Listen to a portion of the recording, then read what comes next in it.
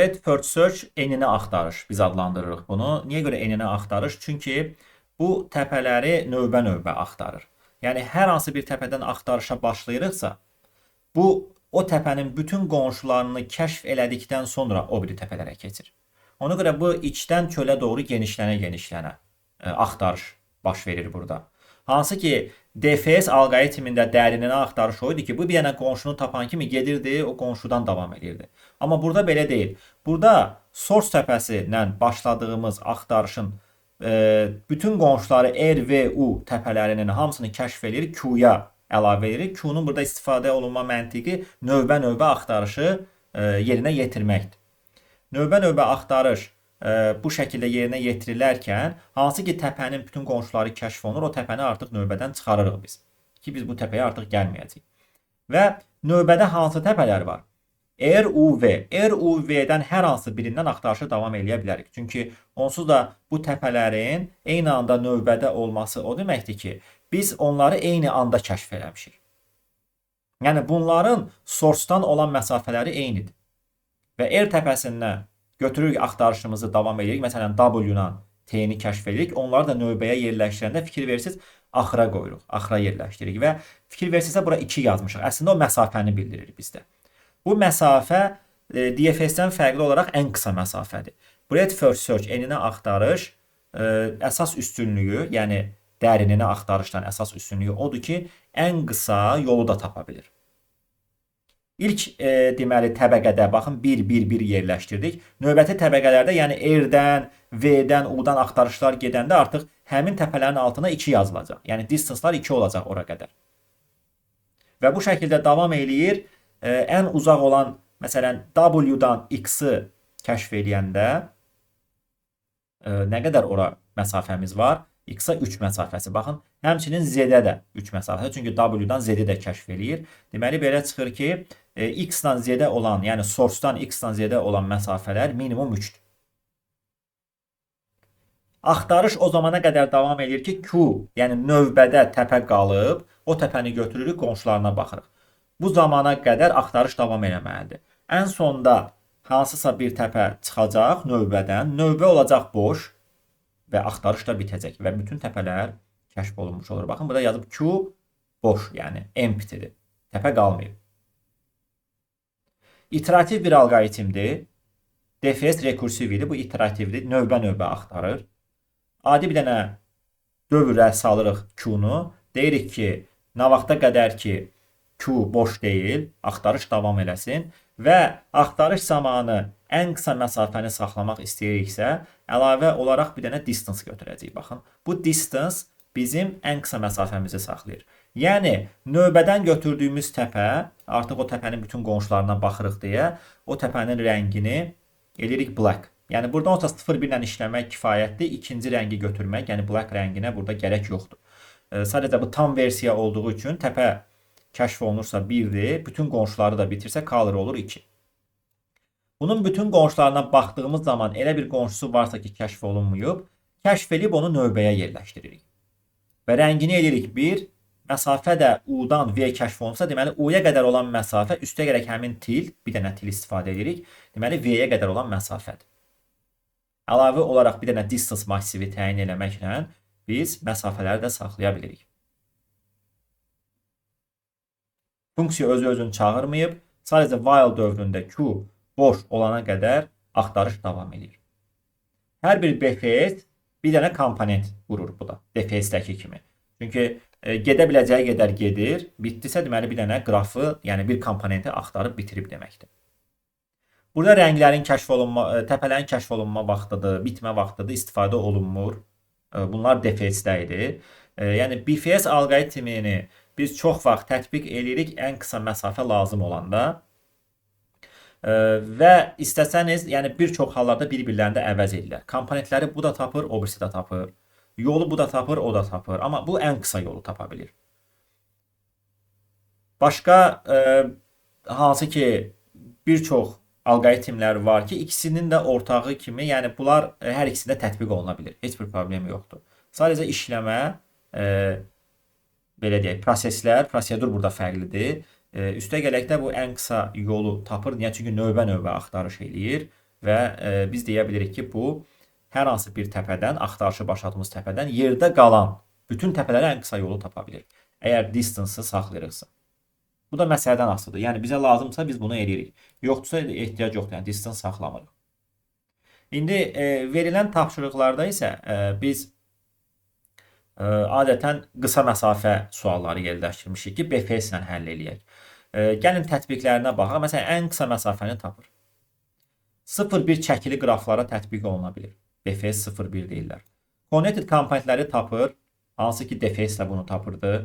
Məsələlərdə, yəni labirintdə ən qısa yolu tapa bilir. Aydın məsələdir ki, ümumiyyətlə ən qısa yolu tapa bilirsə, labirintdə də tapacaq. Sonra minimal, məsələn, belə suallar olur. Deyir ki, məsələn, 2 dənə əməliyyata icazə verir sənə, 3-ə vurmaq və yaxud da 1 çıxmaq, 1 gəlmək. Deyir, bu əməliyyatdan istifadə etməklə A ədədindən B ədədinə minimum neçə əməliyyatdan gedib çıxa bilərsən. Bax, bu məsələni BFS-lə eləyə bilərik biz. Yəni, o əməliyyatları əlaqə kimi düşünə bilərik. Yəni, bəzən baxırsan, məsələ qraf məsələsi deyil, amma qrafla həll oluna bilər. Yəni, baxan kimi bilmirsən ki, bu qrafdır. Çünki əlaqələr yoxdur, amma onu qraf sualına gətirmək olur. Ən uzun yolu tapa bilirik tree'də. Tree'lərdən biz ayrıca bir mövzuda danışırıq 4-cü fəsildə. Əsas tətbiqlərini qeyd eləmişik. İndi BFS 01. Buna keçməmişdən öncə gəlin burada bir neçə dənə tapşırığa baxaq. Məsələn, deyir ki, 2 dənə təpə verir. Bu 2 təpə arasında ən qısa yolu tap. Əgər yol yoxdursa, deyir 0 ver. Biz source olaraq S-dən BFS-i başlatsaq, əgər gedib F təpəsinə çıxa bilirsə, deməli onun distance-ı dəyişib və yaxud da color-ı dəyişib. Yəni 0 qalmamalı. Əgər color 0 qalsa, deməli o təpəni biz kəşf eləyə bilməmişik. Cavab 0 verə bilərsiniz. Və yaxud da ora gedib çıxa bilməmişiksə, əgər distance-ları əvvəlcədən 0 götürsəydik, elə birbaşa da distance-ı çıxışa verə bilərsiniz. Çünki dəyişməyibsə 0 qalıb, dəyişibsə də 0-dan fərqli minimal bir məsafədir. Və məsələnin implementasiyasına baxsaq, EFS-i başladırıq source-dan, normal əlaqələrin qurulması matriksdəndir. Başlayırıq, elə mən birbaşa distance f-i vermişəm, yəni yoxlamadan. Niyə görə? Çünki distance-ları 0 götürmüşük biz. Qlobal götürdüyümüz üçün hamısı 0-dır. Onsuz da hansısa dəyişəcəksə, burada update olunacaq bu. Yəni burada dəyişmə baş verəcək. Məsafə 0 ola bilməz. Ancaq təpənin özündən özünə 0 ola bilər məsafə. Yerdə qalan bütün təpələrə məsafə 0-dan böyükdür. Çünki tillərdən keçirik. İndi bu soruşa bilərdi ki, məsələn, yolu özünü də məsələn tap. Yəni belə suallar da çıxır bizə ki, məsələn, A təpəsindən B təpəsinə ən qısa yolun uzunluğunu da ver, amma hansı təpələrdən keçmişiksə onu da verək. Bunu necə həll edirik? Bəli, update eləyərkən əslində biz yolun özünü də saxlamaq istəyiriksə, burada bir dənə dəyişən götürürük. U-dan V-ni kəşf eləyəndə yazırıq ki, P V bərabərdir U-ya. Yəni V-yə biz U-dan gəlmişik. Bu şəkildə bir dənə dəyişən götürürsünüz. Sonra da yolu bərpa eləyirsiniz. Yolu da bərpa eləmək üçün istifadə edə bilərsiniz rekursiv üsul. Məsələn, mən rekursiv üsul yazmışam burada. Və yaxud da iterativ üsul da yaza bilərsiniz. İterativdəki while o təpənin ki parenti yoxdur, 0-dır və yaxud da -1-ə qədər geriyə gedərək yolu yığırsınız, amma sonra reverse edib verməlisiniz yolu. Amma rekursiv yazanda bu reverse eləməyə gərək qalmır. Çünki biz birinci rekursiyanı çağırırıq, sonra təpəni çıxışa veririk. Deməli bu stekə yığacaq, stekdən çıxaranda istədiyimiz ardıcıllıqla təpələri çıxışa verəcək. Baxın burada cout. Yəni burada print pass rekursiyasını biz təkrarladığımız üçün bu hələ buraki gəlmir. Yəni bu gözləyir. Yəni bunu görən kimi qayıdır, yenidən gəlir. Source-a çatanda, yəni əslində bu elə bir təpədir ki, bizim başladığımız təpədir. Ora çatanda onun parenti 0 olur axı, yoxdur. Ora heç yerdən gəlməmişik. Ona görə 0 olan kimi return edirik. Yəni rekursiyanı dayandırırıq. Və burada gördüyünüz parent massivi istifadə eləmişik. Yoxsa 0-1 rənglərlə istifadə etmək kifayət edir. 3 rəngə gərək yoxdur. Bir dənə parent massivi götürürsünüz. Maksimum neçə təpəmiz varsa o qədər. Və U-dan V-ni kəşf edən kimi PV-ni U edirsiniz. Deməli, V-nin parenti U-dur. Alternativ burada iterativ varmı? Baxın, bu iterativ həllidir bu. Rekursiv daha qısa olur. Çünki rekursiyada sən götürüb təpələri saxlamaq məcburiyyətində deyilsən. Elə birbaşa orada çıxışa verə bilirsən. Amma bu şəkildə yazanda siz gedirsiniz bir dənə while, yəni iterativ bir dənə dövr açırsınız, parentinə gedirsiniz geriyə. O vaxta qədər ki parent sıfırdır. Ora qədər gedir, sonra pəsi reverse edib verməliyik. Çünki biz geriyə yığmışıq yolu. Yəni U-dan V-yə, source-dan finish-ə yox, finish-dən source-a geriyə qayıdaraq yolu yığdığımız üçün ən sonda reverse eləyib çapa verməliyik. Yol da yoxdursa burada deyirdi ki, -1 ver. Yoxlaya bilərsiniz ki, həmin təpə kəşf olunmayıbsa, rəngi sıfırdır. Onda -1-i verə bilərik. Başqa burada deyiləsi əsas məqamlardan biri qraf 01 BFS 01, yəni 01 o deməkdir ki, tillərin artıq burada çəkisi var. Məsələn, biz bu qrafda məsələn 1 nömrəli təpədən 4 nömrəli təpəyə ən qısa yolu hesablamaq istəsək, əslində tillərin sayına görə yox, cəminə görə baxmalıyıq çəkiləri. Məsələn, 0 plus 1 plus 0 ən qısa məsafə 1-dir. Amma buradan geçsəydik 1 plus 1 2 məsafəsini götürəcəkdik.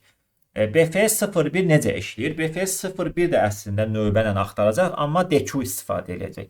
DQ istifadə etməkdən məqsədi odur ki, əgər bir uzunluğunda til tapırsa onu back-ə push eləyir, 0 tapsa onu fronta push eləyir həmin təpəni. Çünki bu istəyir ki, axtarış zamanı məsafəni minimum saxlasın deyə 0 olan tilləri qabağa qoysa, axtarışı oradan davam eləyəcək. Yəni frontdan götürürük də biz. Yəni növbənin əvvəlindən 0 olanları götürsək, deməli ən qısa məsafəni saxlamış oluruq. Və burada bir məqam da var ki, çəkini saxlamaq üçün, məsələn, mən bilmək istəyirəmsə, U ilə V arasındakı tilin qiyməti nə qədərdir? 0-dır yoxsa 1-dir. İkinci bir dənə atribut qoşursunuz bura. Yəni bunu pair götürə bilərsiniz qrafı.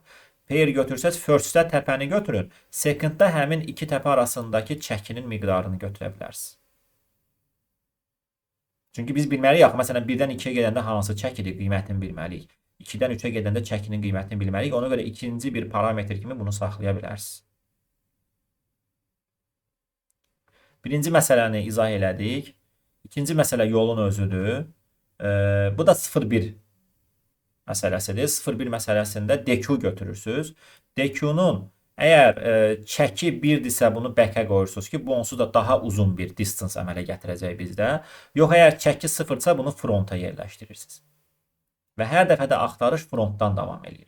Təpəni götürürsünüz, frontdan silirsiniz, qonşularına baxırsınız. Təpədə kiçilmə baş verirsə, distance-ı update edirsiniz. Çünki o W-nun qiymətindən asılıdır. Yəni 0-dırmı, 1-dirmi biz bilmirik axı. Yəni bəlkə daha qısa başqa bir yol var. Ona görə bu şəkildə axtarış getməlidir. Deməli, BFS-in bir üstünlüyü də var ki, əslində çəkili qraflarla da işləyir, amma xüsusi qraflarla. Məsələn, 0-1 qrafı olsun, 0-1-2 qrafı ola bilər, 3 qrafı ola bilər. Hansı ki, 3-də əgər çəkilər müsbətdirsə, onsuz unikal yol var.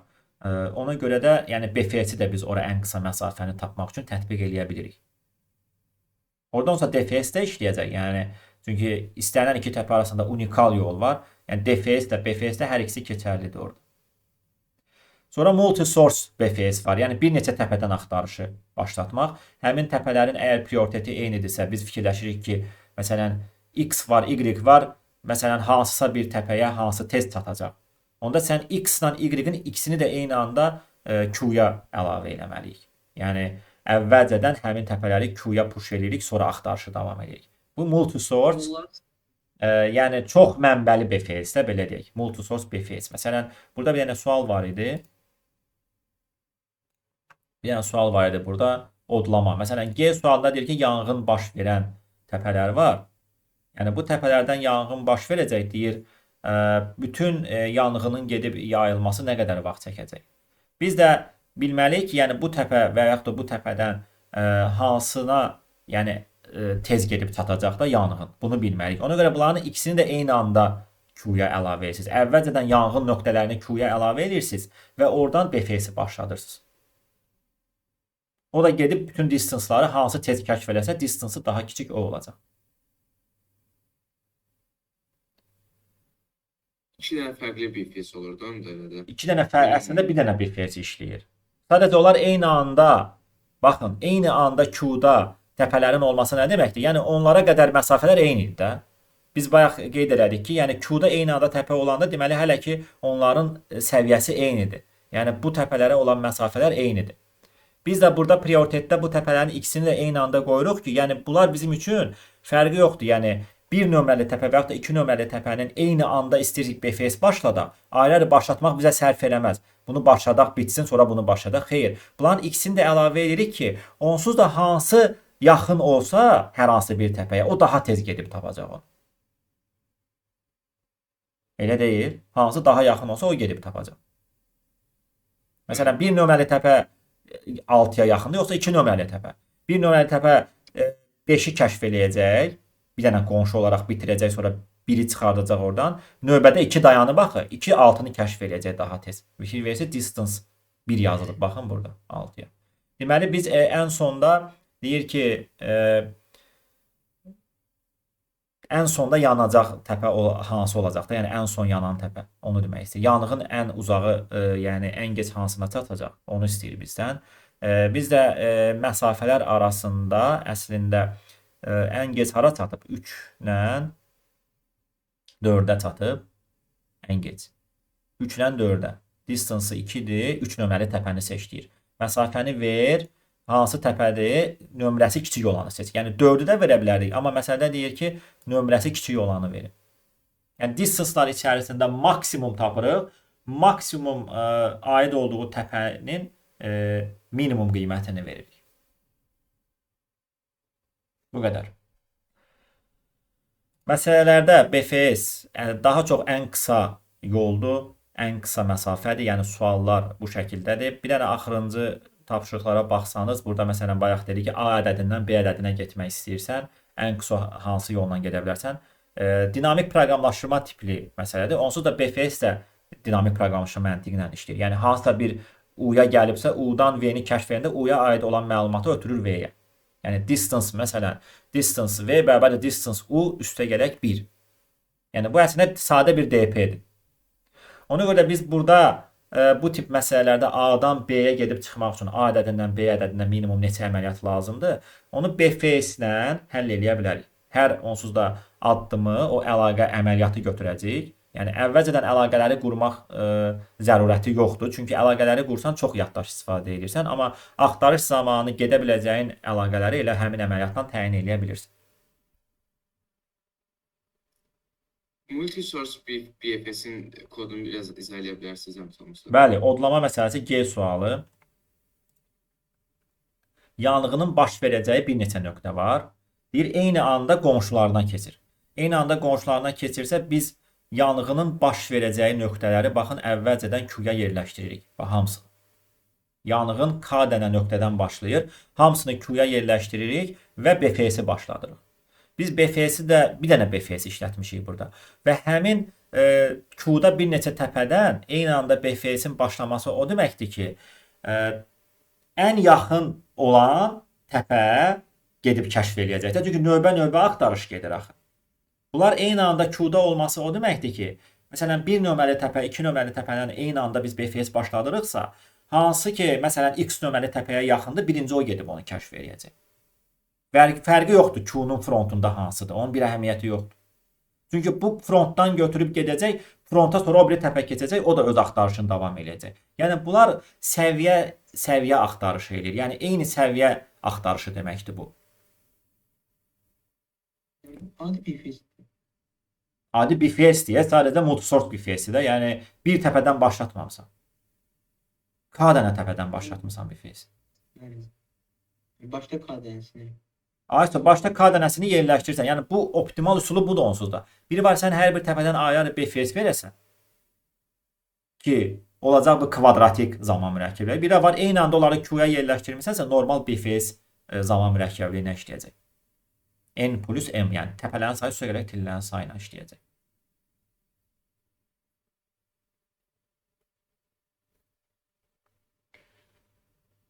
Mövzumuz bu qədər.